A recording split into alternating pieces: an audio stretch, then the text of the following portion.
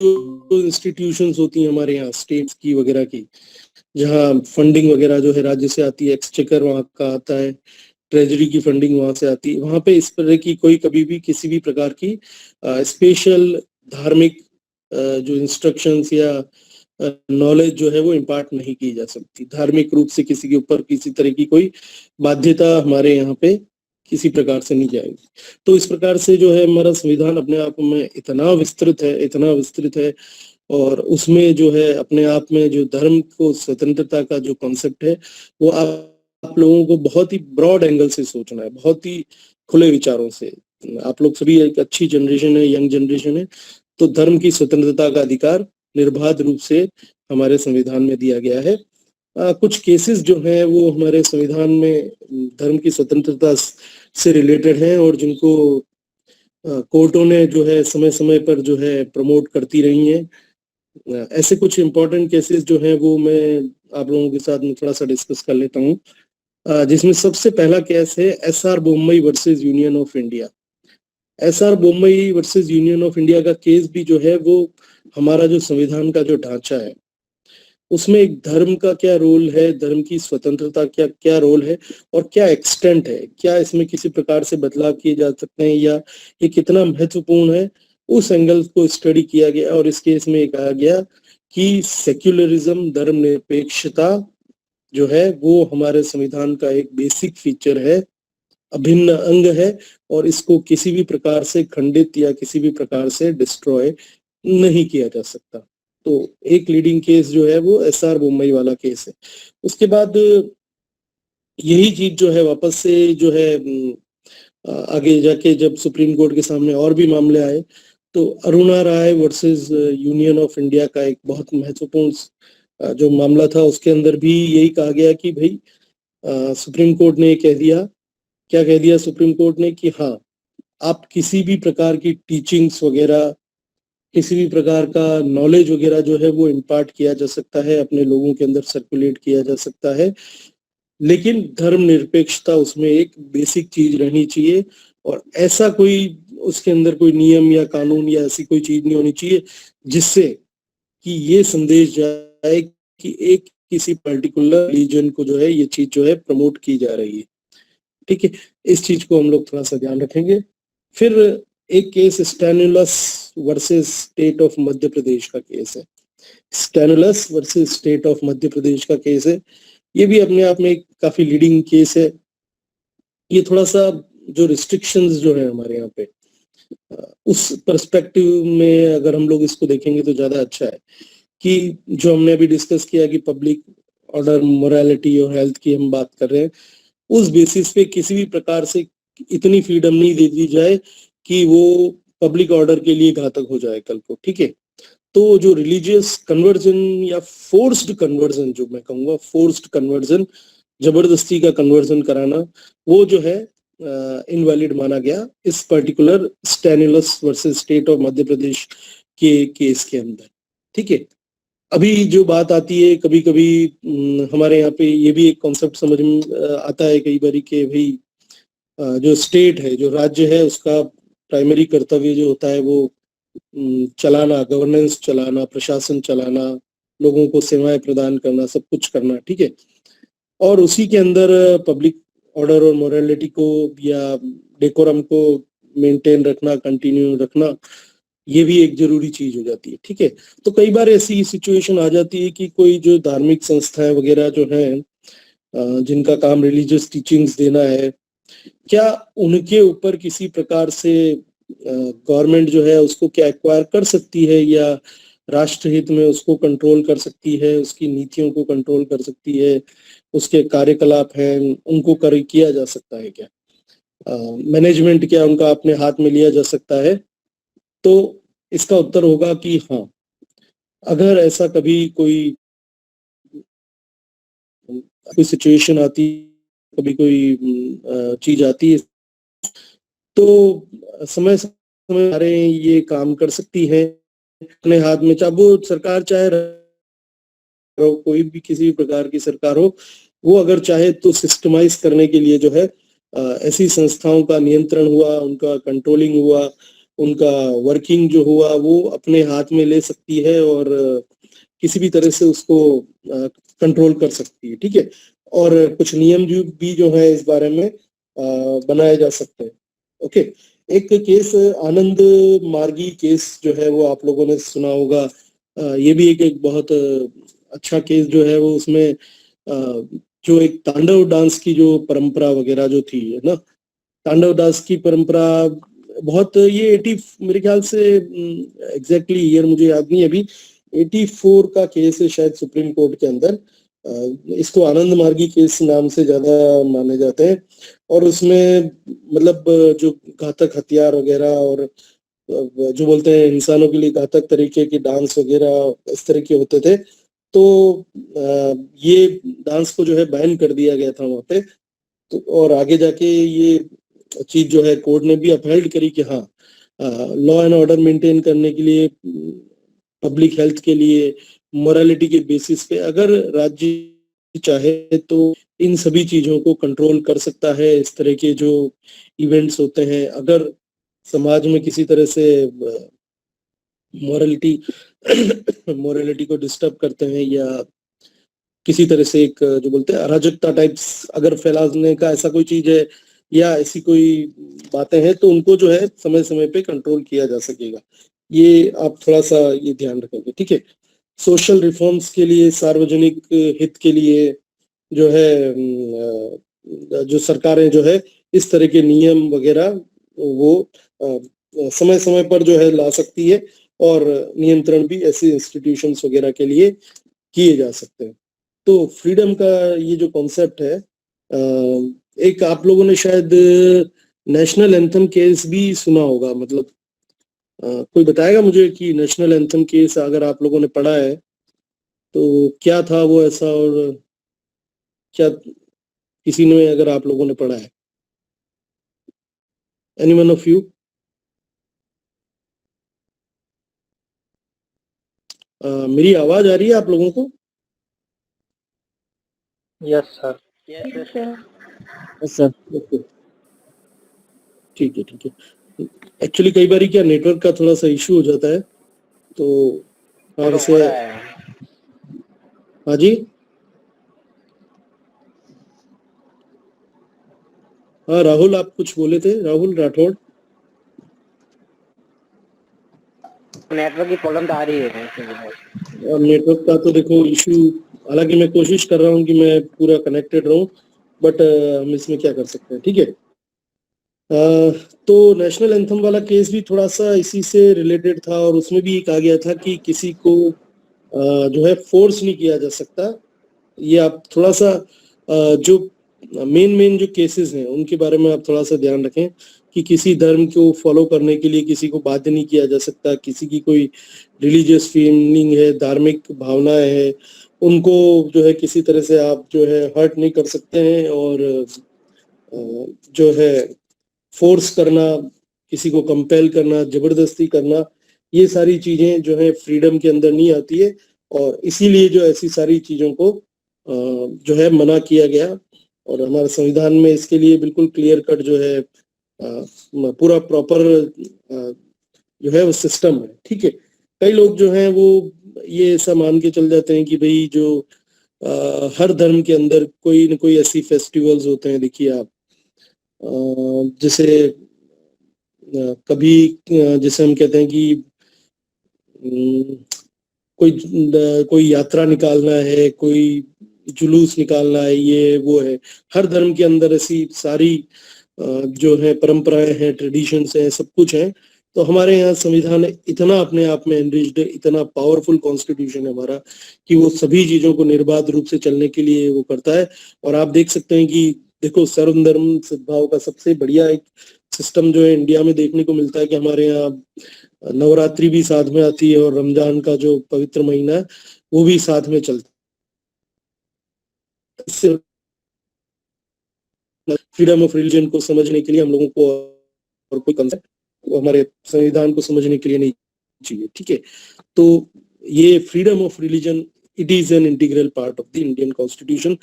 दूसरी बात एक आप लोग चीज ध्यान रखेंगे जो मैंने कही कि वो जो हमारा बेसिक ढांचा है ना, हमारे संविधान का बेसिक स्ट्रक्चर है, उसका भी एक अभिन्न पार्ट है।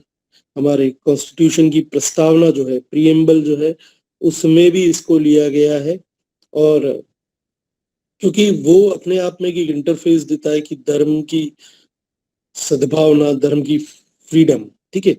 तो एक्सटेंट क्या है? एक्सटेंट आपके पास बहुत खुला है, आप अपने विचार बिल्कुल प्रोफेस कर सकते हैं। और आप देखते भी हैं कि हमारे यहाँ हर रिलीजन को प्रमोट करने के लिए भी जो है, प्रमोशन करने के लिए गवर्नमेंट बिल्कुल फ्री है। किसी तरह का कोई रिस्ट्रिक्शन किसी एक पर्टिकुलर उस पर नहीं लगाया जाता, ठीक है। This is the spirit of the Indian constitution. इस चीज को आप लोग ध्यान में रखेंगे। उसके बाद जो इम्पोर्टेंट एक और कॉन्सेप्ट आता है वो मैं समझता हूँ, राइट टू कॉन्स्टिट्यूशनल रेमेडीज, संवैधानिक उपचारों का अधिकार। संवैधानिक उपचारों का अधिकार की अगर हम बात करें, तो अगर मैं आपसे एक सवाल पूछूं कि अगर आपके मूल अधिकारों का हनन हो रहा है या आपके अधिकारों का हनन हो रहा है, तो आप आपके पास क्या तरीका है? Means what is the process? आपके पास क्या तरीका है? आप कैसे, जो आपको ये मूल अधिकार जो संविधान दे रहा है, ये जितनी भी आप फ्रीडम्स पढ़ रहे हैं, चाहे वो रिलीजन से रिलेटेड है, चाहे राइट टू इक्वलिटी है, चाहे फ्रीडम ऑफ स्पीच है, बोलने का अधिकार है, इन सभी को प्रोटेक्ट आप कैसे करोगे? मीन्स क्या आपके पास ऐसा कोई अधिकार है? आपके पास क्या ऐसा सिस्टम है? कोई बता सकते हैं सर मुझे?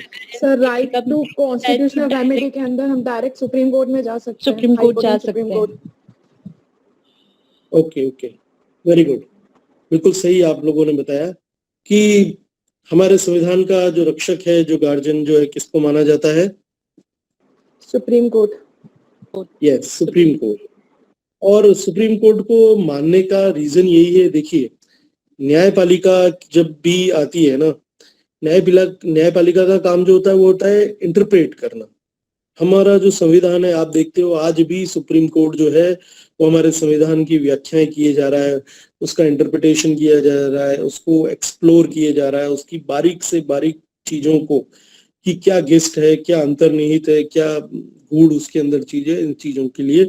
तो हम लोगों को जब भी ऐसा लगता है कि हमारा कोई राइट जो है वायलेट होता है, चाहे कोई ऐसा नियम है, चाहे ऐसा कानून है, ऐसा कोई रूल आया, रेगुलेशन आया, जो भी आया, जो हमको लगता है कि वो हमारे अधिकारों के खिलाफ है, मूल अधिकारों के खिलाफ है, और मैं कहूँगा अधिकारों के भी खिलाफ है, तो हम लोगों के पास ये रेमेडी रहता है कि हम लोग जो है सुप्रीम कोर्ट में संविधान के अनुच्छेद 32 और हाई कोर्ट के अंदर अनुच्छेद 226 के अंदर जो है हम लोग जा सकते हैं।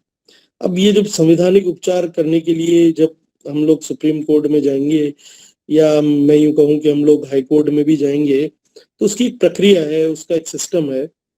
कई बार आप लोग देखते हैं कि डायरेक्टली सुप्रीम कोर्ट में चले जाते हैं, तो सुप्रीम कोर्ट ये कहता है कि भाई आप come through proper channel, means आप पहले जो है नीचे से होकर हमारे पास आइए, आप अपने संबंधित राज्य का जो है उच्च न्यायालय, हाई कोर्ट है, उसके अंदर अपनी समस्याएं रखिए, और अगर वहां पर रिट के माध्यम से सुनवाई नहीं हो सकती है, तो आप फिर हम लोगों के पास आएंगे।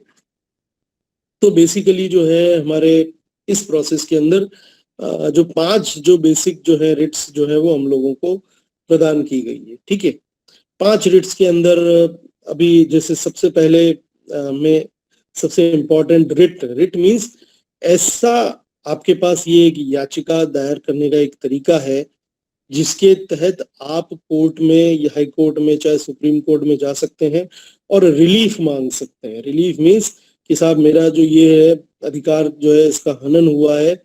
और देखिए यहाँ पे एक चीज मैं आपको बहुत क्लियरली समझा दूं कि जहां तक क्षेत्राधिकार की बात है, जुरिस्डिक्शन की बात है, तो क्या आप मुझे बता सकते हैं कि ज्यादा क्षेत्राधिकार हाई कोर्ट का है, उच्च न्यायालय का है, या आपके सुप्रीम कोर्ट का? किसके पास ज्यादा पावर है? High court sir. High court के पास। हाई कोर्ट के पास। हाई कोर्ट के पास। Very good, very good. Most of the people पास ज्यादा क्षेत्राधिकार है, बिल्कुल सही। न सिर्फ मूल अधिकार, किसी भी प्रकार के अगर आपके अधिकार का जो वायलेशन है उससे रिलेटेड आप चाहें तो अपने संबंधित क्षेत्राधिकार के उच्च न्यायालय के अंदर आप जो है रिट लगा सकते हैं और रिलीफ जो है वो you can sort the relief. तो फिर आर्टिकल 32 या सुप्रीम कोर्ट की कैसे लिमिटेशन है, कोमल आप बताएंगे मुझे कि what is the limitation as far as supreme court is concern? क्यों सर, आप हाई सुप्रीम कोर्ट को कोर्ट ज्यादा? हाँ सर, सुप्रीम कोर्ट खाली जो मतलब जो अपने फंडामेंटल राइट्स है उसी के रिट्स देख सकता है, और high court sir legal rights के ऊपर भी जो रिट लगती है उसकी भी सुनवाई कर सकता है। सर हाई कोर्ट जो है वो रिट को मना भी कर सकता है, बट सुप्रीम कोर्ट मना नहीं कर सकता है। और सर बस सर मेन डिफरेंस ये दो ही आता है। ओके, बिल्कुल सही बोला आपने कि जो है मूल अधिकारों की रक्षा के लिए अगर मूल अधिकारियों का वायलेशन है तो you can directly go to supreme court. आप सुप्रीम कोर्ट चाहे जा सकते हैं डायरेक्टली, चाहे तो हाई कोर्ट में भी जा सकते हैं। लेकिन अगर मूल अधिकारों से इतर अगर आप किसी और अधिकार की भी बात करते हैं तो उसके लिए जो क्षेत्र जो अधिकार है, जो जुरिस्डिक्शन है, वो ज्यादा एनरिच्ड किसका है? हाई कोर्ट का है। तो हाई कोर्ट के पास ज्यादा पावर है, आप जा सकते हैं। ठीक है, जहां तक हम रिट की बात करें तो सबसे पहली जो एक रिट आती है वो होती है बंदी प्रत्यक्षीकरण की, जिसको हम क्या बोलते हैं? हीवियस कॉर्पस। हीवियस कॉर्पस, है ना? अब ये हीवियस कॉर्पस जो है नाम टर्मिनोलॉजी है या बंदी प्रत्यक्षीकरण इसका नाम है। तो ये रिट बेसिकली है क्या?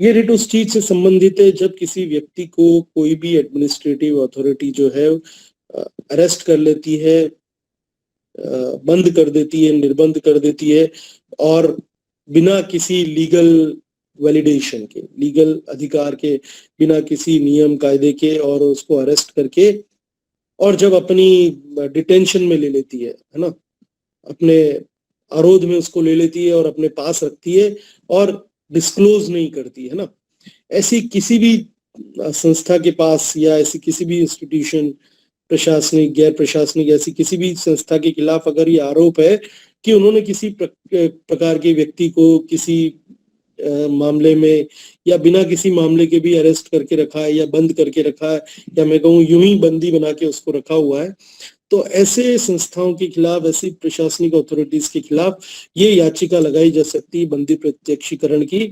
और न्यायालय जो है वो इट कैन आस्क कि हाँ भाई, अगर इस व्यक्ति को आपने बंद किया है, इस व्यक्ति को अगर आपने बंदी बनाया है तो किस आधार पे बनाया है? You may have the body before us, हमारे सामने उसको पेश किया जाए, हम ये वैधता जांचेंगे, हम ये डिसाइड करेंगे, हम ये चीज देखेंगे कि आपने जो उसको बंद करके रखा है whether it has some legal sanctity और नॉट। उसको, व्यक्ति को जिसको आपने पकड़ के रखा है या जिसको आपने अपने अधिकार में लिया हुआ है, इसके ऊपर आपने इतनी सारी रिस्ट्रिक्शंस लगाई हुई है, क्या आपने उसको प्रॉपर जो है नियम जो है अरेस्ट से संबंधित या डिटेंशन से संबंधित जो प्रॉपर कायदे हैं उसके हिसाब से रखा हुआ है, या फिर आपने उसको इलीगली बंद करके रखा है? और जब ऐसी रिट लगाई जाती है तो ऐसी अथॉरिटीज को या ऐसे व्यक्तियों को, ऐसी संस्थाओं को ऐसे आदेश दिए जाते हैं, वो उस बॉडी को जो है अपने कोर्ट के समक्ष पेश करने की उनके ऊपर एक बाउंडेशन हो जाती है।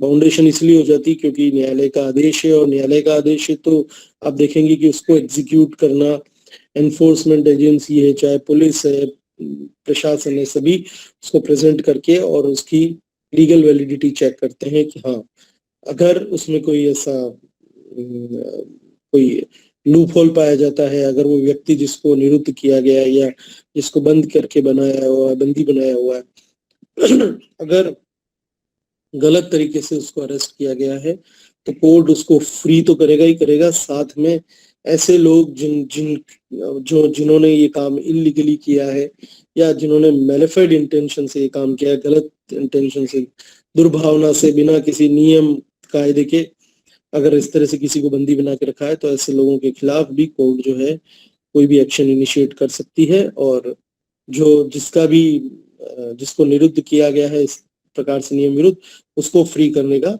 आदेश सुनाया सकती है। ठीक है, तो ये तो एक हुई अपनी बंदी प्रत्यक्षीकरण। ठीक है, दूसरी एक रिट होती है परमादेश की रिट, इसको हम बोलते हैं मेंडेमस, रिट ऑफ मेंडेमस। परमादेश, परमादेश जैसा कि आपने शब्द अटक रही अपने है। आप में जो है एक्सप्लेन करता है, क्लैरिफाई करता है। क्या हुआ धीरेन्द्र? जी सर, थोड़ा ब्लर आ रहा है, अटक रही धीरेन्द्र है। सिंह बढ़िया। यार ये थोड़ा सा नेटवर्क का प्रॉब्लम तो देखो है ही है। हाँ, नहीं अभी सर, आप वीडियो लोगों चालू को रखिए, आवाज ऐसे क्लियर? फिर फील नहीं आएगा। वीडियो सर चौथी चालू।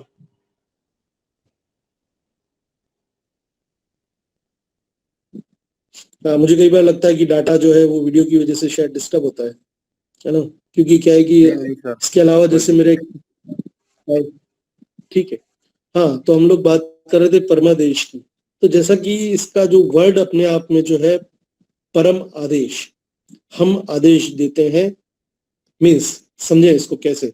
जब कोई प्रशासनिक संस्थाएं हैं, कोई इंस्टीट्यूशंस हैं, अथॉरिटीज हैं, जिनको जो कार्य करना चाहिए, ओके, जिस कार्य के लिए उस इंस्टीट्यूशन का या उस संस्था का जो दायित्व है, जो उनका अधिकार है, उस कार्य को जब वो संस्थाएं नहीं करती हैं, मेरी बात आप समझे, ऐसी संस्थाओं के खिलाफ जब भी कभी कोई ऐसा, कोई भी व्यक्ति जा सकता है, मीन्स आप देखें रिट्स के मामले में ऐसा कोई भी व्यक्ति जा सकता है जिसको लगता है कि हाँ इस प्रकार के अधिकारों का हनन हो रहा है या ये गलत हो रहा है, तो ऐसा कोई भी पब्लिक स्पिरिटेड सिटीजन है कि या मैं कहूँगा कोई अवेयर्ड आदमी है, जागरूक नागरिक है, वो जब चाहे तो कोर्ट में जा सकता है और ऐसी संस्थाओं को वो कार्य करने के लिए आदेशित करवा सकता है जिस कार्य को करने के लिए वो संस्थाएं बनी है या जो कार्य करना उन संस्थाओं का प्राइमरी कर्तव्य है। ठीक है, पर्पस यहाँ पे क्या है कि जिनका जो क्षेत्राधिकार है जिस संस्था का, कई बार वो लोग अपना काम ठीक से नहीं करते हैं। फॉर एग्जाम्पल मैं आपको दूं, जैसे नगर पालिका का या नगर निगम म्यूनिसिपलिटी का ये काम होता है कि भाई प्रॉपरली कचरा जो है वो आपके क्षेत्र का बिल्कुल प्रॉपर होना चाहिए, साफ सफाई, हाइजीन जो भी रखना है। ठीक है, अगर ये संस्थाएं अपना कार्य नहीं कर रही हैं या कोई अधिकारी इस तरह से अवहेलना किए जा रहे हैं, तो आप चाहे तो कोर्ट में जाके और परमादेश का एक आदेश लेकर आ सकते हैं और ऐसी किसी अथॉरिटी को किससे डायरेक्शन दिलवा सकते हैं हम लोग? कोर्ट से इस तरह का एक डायरेक्शन दिलवा सकते हैं कि हाँ साहब, ये संस्था का ये कार्य था, इस प्रशासनिक ऑफिस का, इस कार्यालय का ये कार्य था और ये लोग ये कार्य जो है सही ढंग से संपादित नहीं कर रहे हैं, तो कोर्ट उसका आदेश दे सकती है। ठीक है, कई बार क्या होता है कि संस्थाएं ऐसा कार्य करने के लिए अपने जुरिस्डिक्शन से बाहर चली जाती हैं जो कार्य उस संस्था का बेसिकली है नहीं। आप समझ रहे हैं मेरी बात? ऐसा कोई कार्य जिसका क्षेत्राधिकार बढ़ के भी कार्य कर रहे हैं, ऐसी संस्थाओं के अगेंस्ट भी आप लोग चाहें तो परमादेश की रिट जो है लगा सकते हैं, मेंडमस में जा सकते हैं और कोर्ट जो है आदेश देता है। ठीक है, परमादेश जैसा आप लोग नाम से ही समझते हैं, और आदेश देने के बाद जो भी इसके अंदर जो प्रॉपर जो इसका सिस्टम है उसको आप लोग कोर्ट का ऑर्डर लाके और उसको एनफोर्स कराया जा सकता है। न्यायालय का आदेश है अगर आपके पास, तो आप लोग जानते हैं कि कोई भी अथॉरिटी हो, चाहे सुप्रीम अथॉरिटी भी हो सकती है आपकी प्रशासनिक संस्था की, जैसे मैं कहूँ आपके जिले का कलेक्टर भी हो सकता है, कोई आपका म्यूनिसिपल कमिश्नर हो सकता है, आपका संभागीय आयुक्त हो सकता है, कोई भी किसी भी तरह की एजेंसी हो सकती है, चाहे वो सरकारी हो चाहे अर्ध सरकारी जो काम होता है। अर्ध सरकारी मीन्स जो क्वासी जुडिशियल जो संस्थाएं होती है, जिनका नेचर ऑफ जॉब किस तरह का होता है कि क्वासी एडमिनिस्ट्रेटिव होता है या क्वासी अर्ध शासकीय आप जिसको कहते हैं, निगम वगैरह ये हो गए, कई सारे ये कॉरपोरेशन वगैरह जो भी होते हैं, इन सभी ऐसी चीजों को आप लोग जो है इस मेंडबस के अंदर जो है जा सकते हैं। ठीक है, उसके बाद जब हम लोग कई बार क्या करते हैं कि अपनी जो अथॉरिटीज जो एक्सीड कर जाती है, अथॉरिटीज एक्सीड कर जाती है मीन्स किसी एजेंसी का कोई काम है, किसी प्रशासनिक संस्था का ये काम है और वो अपनी लिमिटेशन क्रॉस करके उस जो जुरिस्डिक्शन है उसको क्रॉस करके काम करती है। ठीक है, तो ऐसी को रोकने के लिए इंस्टीट्यूशंस के लिए हमारे पास दो तरह की जो है रिट्स होती हैं। कौन कौन सी होती है? एक प्रोहिबिशन और एक सर्शियोरराई। ओके, प्रतिषेध और सर्शियोरराई को हिंदी में क्या बोलते हैं, कोई बता सकता है आप लोगों में से? प्रोहिबिशन उत्प्रेक्षण, और सर्शियोरराई। उत्प्रेक्षण रीत, उत्प्रेक्षण रीत। उत्प्रेक्षण, उत्प्रेषण, बिल्कुल बिल्कुल बिल्कुल। प्रतिषेध और उत्प्रेषण की रेट।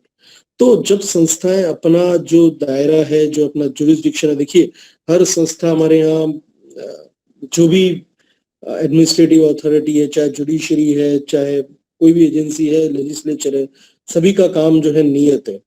और हमारे यहाँ पे एक थ्योरी चलती है, चेक एंड बैलेंस की थ्योरी चलती है। एक जो एजेंसी है या एक संस्था है कभी भी दूसरे के किसी भी कार्य को प्रभावित नहीं कर सकती, उसमें इंटरफेयर नहीं कर सकती, है ना, उसमें इंटरफेयर या उसके जुरिस्डिक्शन में जाके अपनी लिमिट्स क्रॉस नहीं कर सकती है। और अगर ऐसी कोई संस्था, जो मैं बोलूंगा जुडिशियल अथॉरिटी है, जैसे कोई नीचे वाला कोर्ट ही मान लो आप, मीन्स हाई कोर्ट वगैरह, तो हायर कोर्ट्स है, कोई नीचे वाली अथॉरिटी, नीचे वाली कोर्ट है, कोई ऐसी क्वासी जुडिशियल संस्थाएं जैसे आपकी रेवेन्यू बोर्ड वगैरह, ये वो जो जिनके पास जुडिशियल पावर्स भी होती है, जैसे कलेक्टर है, he is also empowered with the judicial powers, है ना। आपका सब डिविजनल मजिस्ट्रेट है, एसडीओ जिसको आप कहते हैं, कलेक्टर जो सॉरी आपका ये तहसीलदार जो होता है ना, इन सभी के पास कहीं ना कहीं रेवेन्यू पावर्स होती हैं, और रेवेन्यू पावर्स आती हैं तो मीन्स रेवेन्यू बोर्ड का अधिकारिता उसमें चलती है, लैंड रेवेन्यू एक्ट उसके ऊपर चलता है। तो ऐसी अथॉरिटीज जब अपने काम को एक्सीड करती है अपनी अथॉरिटीज से, तब आप ऐसी रेट लगा सकते हैं प्रतिषेध और उत्प्रेषण की, ठीक है।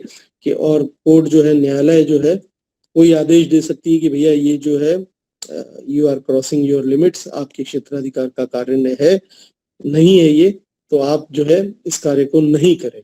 ऐसे कार्य करने को से रोकने के लिए, या ऐसा कोई कार्य हो जाता है और उसके बाद उसकी जो अगर कोई बॉडी कोई पावर दे चुकी है, मीन्स फॉर एग्जांपल समझिए आपकी निचली कोर्ट जो है कोई आदेश पारित कर चुकी है, दे चुकी है, तो ऐसी किसी संस्थाओं को रोकने, ऐसी अधिकारिता को रोकने के लिए भी जो है प्रेषण की रेट जो है वो लाई जा सकती है। और उसके बाद एक इम्पॉर्टेंट रेट होती है जिसको हम कहते हैं अधिकार प्रच्छा का की रेट, जिसको आप बोलते हैं क्वे वारंटो। ये भी बहुत अच्छी रेट है। देखिए आप समझें अगर इन सारी रेट्स का तो कंसेप्ट, तो भारत के संविधान में बहुत अच्छे अच्छे प्रावधान है ना। क्वे वारंटो की रेट या अधिकार प्रच्छा, अधिकार प्रच्छा शब्द से इसको समझें कि जो बॉडी, जो कोई व्यक्ति, कोई इंसान किसी पब्लिक ऑफिस को एक्वायर करता है, पब्लिक अथॉरिटी के ऑफिस को एक्वायर करता है, किसी पद पे आसीन है, और आपको लगता है कि वह व्यक्ति वो अधिकारी था या उस पद के योग्य, जो बोलते हैं क्वालिफिकेशन या एलिजिबिलिटी या योग्यता नहीं रखता है, तो आप ऐसे व्यक्ति से उसकी अधिकारिता से संबंधित पूछ सकते हैं कि भैया किस हैसियत से, किस अधिकार से, किस अथॉरिटी से जो है आप इस पद पर आसीन है। अगर ये इस तरह की एक रेट लगाई जा सकती है और कोर्ट से पूछा जा सकता है कि साहब फलाना व्यक्ति जो इस पद पर आसीन होकर बैठा है, उससे पूछा जाए कि भाई वो जो है क्वालिफाइड है कि नहीं, और वो किस अधिकारिता से इस पद पर आसीन है। और अगर कोर्ट को लगता है कि हाँ उस व्यक्ति जिस पद को ग्रहण करके बैठा है या जिस पोस्ट में बैठा है, पब्लिक ऑफिस है, पब्लिक ऑफिस या फिर मैं कहूँ कि the one who deals with the public question, public matters, है ना, सार्वजनिक जो मामले हैं, लोगों से संबंधित है, पब्लिक डीलिंग जो रोजमर्रा में जनता के कार्य होते हैं, ऐसे कार्यों को डील करने वाले लोगों को हम मानेंगे कि पब्लिक ऑफिस में बैठे हैं, ठीक है। It depends on case to case, है ना, ये हर सिचुएशन के ऊपर डिपेंड करता है कि किस पद को, किस पोस्ट को आप पब्लिक ऑफिस कहेंगे। हाँ, अगर उसका नेचर ऑफ जॉब ऐसा है कि वो पब्लिक इम्पोर्टेंस के पदों उनसे संबंधित जो है निर्णय ले रहा है, डिसीजन ले रहा है, तो ऐसे व्यक्ति को हम ले सकते हैं। तो अगर कभी कोई ऐसा व्यक्ति गलत तरीके से किसी पद को लेकर और हासिल करके बैठ गया। जैसे मैं एक एग्जांपल आपको सिंपल सा दूं कि भाई कोई व्यक्ति जो है अपने आप को डिक्लेयर कर देता है कि साहब आज से इस गांव का सरपंच में, सरपंच के ऑफिस में जाके बैठ जाता है और वो अपनी मर्जी से जो है आदेश देना शुरू कर देता है। ये एक एग्जाम्पल मात्र है, उदाहरण की दृष्टि से समझे। तो अगर कोई व्यक्ति उस गांव में है और वो चाहता है कि भैया ये तो अगर इस तरह से चलता रहा तो ये तो वास्तव में सभी लोगों में भी एक दिन यही इमेज फ्रेम हो जाएगी कि हाँ यही व्यक्ति जो है हमारा सरपंच है, तो वो चाहे तो रिट लगा सकता है, कोर्ट में जा सकता है, न्यायालय में जा सकता है और ऐसे व्यक्ति के खिलाफ निर्णय पास करवा सकता है कि भैया you have no authority to sit in that particular public office और आप उसके योग्य नहीं है, तो आपको इस चीज से जो है वो किया जाता है, हटाया जाता है। तो ये कार्य भी जो है इसी रिट के समकक्ष आ जाता है। ठीक है, तो ये जो है कुछ इम्पोर्टेंट रिट्स वगैरह थी। और कल जो है हम लोग नया टॉपिक लेंगे, एक जो है हमारा directive principles of state policy, राज्य के नीति निर्देशक तत्व, उनकी क्या इंपॉर्टेंस है और मूल अधिकारों के साथ उनका क्या संबंध है, ये हम लोग डिस्कस करेंगे। लेकिन एक चीज आप थोड़ा सा ध्यान रखें कि मैं आप लोगों को थोड़ा सा एक असाइनमेंट टाइप भी देना चाहता हूँ कि आप लोग जो इमरजेंसी से संबंधित जो प्रावधान है, आपातकाल से संबंधित जो प्रावधान है, राष्ट्रीय थोड़ा सा अभी तक भी इफेक्ट है, देखिए आप बोलने में थोड़ा सा मुझे भी अभी भी ये बीमारी थोड़ी खराब ही है, आप लोग थोड़ा सा ध्यान रखें वास्तव में, है ना। आपातकाल जो है हमारे यहाँ पे नेशनल इमरजेंसी है, चाहे स्टेट इमरजेंसी है, चाहे वो वित्तीय आपातकाल है, इन प्रावधानों को आप अच्छे से पढ़ाएं।